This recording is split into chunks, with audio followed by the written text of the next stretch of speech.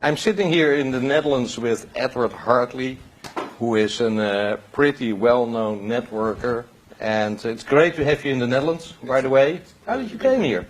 Well, it was fairly simple. My good friend Igor told me to check my email after just chatting about his success. And everybody knows, we've been watching his success for probably the last 9-10 months. And he said, check your email. And there was a plane ticket from Atlanta to Amsterdam. And he told me, get on the plane. I said, but Igor, I'm busy. He said, get on the plane. So after kind of just thinking about it, I said, you know what?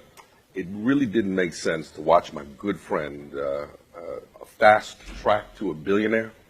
And that's what I felt. He was on a fast track to becoming a billionaire. And I didn't want my grandchildren, my great-grandchildren to say, well, Daddy's good friend became a billionaire, and you didn't, and he didn't, because he didn't want to get on a plane. So it was a pretty simple decision. Now, maybe a difficult question, but you were involved in a previous opportunity. You were pretty successful in that one. So why OneCoin at this moment? Well, you know, what I just said a moment ago plays into it. I mean, some people look at the fact that OneCoin is making people lots of money, and that's clear. It's obvious. But there's a greater mission, and because I'm a person from finance, my background, I'm a forensic accountant. I spent years consulting companies, looking at trajectories of patterns of where companies are going. And it was pretty hard to deny that there was a great deal of success, and that the probability that OneCoin would become a dominant force in not just in cryptocurrency, but in the world economy, that was something that I just couldn't resist. When I didn't know, I didn't know.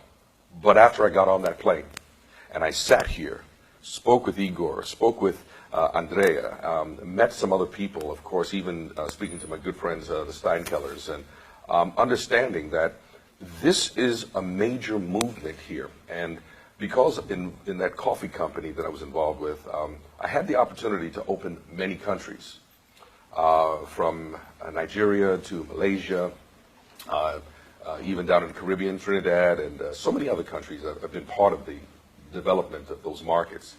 So when you understand the difficulty in terms of money movement and the cost and how it affects the middle class and the not so, I don't want to call them poor, but let's just be real, the people who are less fortunate financially.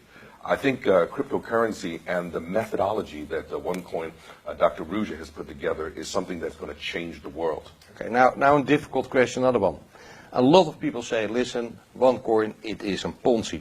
And that is, of course, an ugly one. Now, you are a forensic accountant, so give me the reason why it is not. You know what? Look, I can't tell you it is not, per se, because everyone has a perspective. Just a few weeks ago, I was watching an interview where Bitcoin was classified as a Ponzi scheme. A multi-billion-dollar successful Ponzi scheme. Are you kidding me? You see, what I believe is that propaganda will always get people's attention, okay? So what better way to argue the movement, the growth of something that's really powerful? I mean, just the fact that so many people have paid so much attention and called it those kind of names, that lets you know you're onto something. Why? If you go back, history, and I want to use one example. I mean, I can give you dozens, okay, because I've done my due diligence. But if you take Uber has a market cap today of about $64 billion. And it's a fairly young company. But it was considered a scam. It was considered a company that wouldn't survive. Why? Because the establishment. And again, I'm not trying to sound, I may be considered contrarianism, a contrarianist, but I'm not an anarchist, okay? So what I'm saying to you is that, yeah, most people will put out negative publicity so that their, whatever their opposition will have a harder road to travel. Uber, you look back 100 years, there was a shared ride organization. There was a process just like Uber 100 years ago. And it was highly regulated. Why? Because the establishment didn't want it to be successful. It's called the jitney. Anyone who does due diligence about the jitney will understand. A 5 cents shared ride situation years ago was going to put the transportation industry on its side. So they regulated it. It went away. In 2 years, it went away. Okay. So to wrap it up, you basically say, I go for it. Yeah, because I believe if it wasn't, look, if nobody pays attention to a dog that doesn't bark. Okay? Okay, so when you understand that there's a lot of noise that's being made, you have a $5 billion market cap in less than 2 years, over 2 million partners and members, and growing at a rate of over 150,000 per month. Yeah, there's a lot of people nervous. And what am I saying? I'm saying that the banking industry, the financial services industry, those who are capitalizing on the inability or the lack of ability to move money freely from country to country, from continent to continent, from person to person, they make tremendous amounts of money.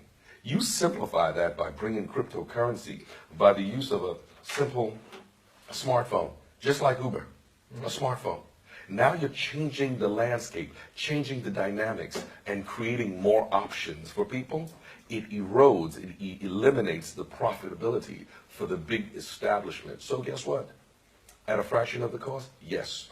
I'm going to be one of those standing on that side. I'm planting my flag because I believe in the process. And when we prevail, they'll say, just like they said about the Wright brothers, they said those guys were crazy. We'd never be able to get that big hunk of metal up in the air and defy gravity. But guess what? I didn't come here by boat. He told me to get on a plane.